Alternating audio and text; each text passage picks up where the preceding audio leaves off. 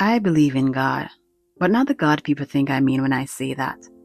When I say I pray, people assume a cross, a church, a resurrection that happened once and never again. That's not the God I'm talking about. My God dies too, and I know exactly how it happens. Every time I stop believing in myself, every time I let life convince me that I have no agency, every time I forget that there's something in me that can still choose, still move, still decide, that's the burial.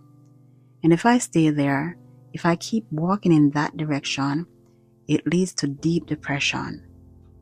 That's grief. That's mourning the part of me that once believed I could go on. Deep depression for me is where I know I've lost faith completely. Not in life, not in people, but in the God within me. That's the tomb. And resurrection doesn't come from outside. It never has. It comes the moment I remember there's something bigger in me, something that leads me, something that has always been there waiting for me to believe again. That's when the stone rolls away. That's when my God rises. And I work hard every single day not to put him back on the cross. Because every time I doubt myself, every time I choose fear over trust, every time I decide I'm not good enough, or I don't matter, or I can't do it, that's another nail. Every time I refuse to help when I could have helped, every time I'm unkind when I could have been gentle, every time I betray my own knowing, that's the hammer.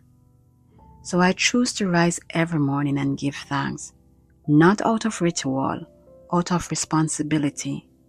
I try to be good in my deeds, good in my actions, good in my thoughts, because if I'm not, I'm crucifying him again, and I can't live like that. I won't live like that.